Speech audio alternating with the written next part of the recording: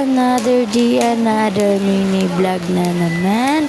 Opo guys, nandito po ako sa Sentro Mall. Mala kasi yung kapatid ko, sinama ako. Pauwi na kami niyan guys. Palabas na kami ng Sentro Mall kasi yung kapatid ko naging dragon na naman. Naging dragon na naman siya guys kasi gusto na daw niyang umuwi. Yan. Labas na kami lang lang. At paglabas ko, sobrang init naman sa labas. Balik tayo, char. Tapos, paulit namin guys. Na,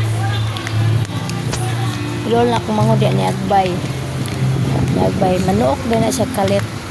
Huwag gamini okra. Bye-bye. Ako bye-bye.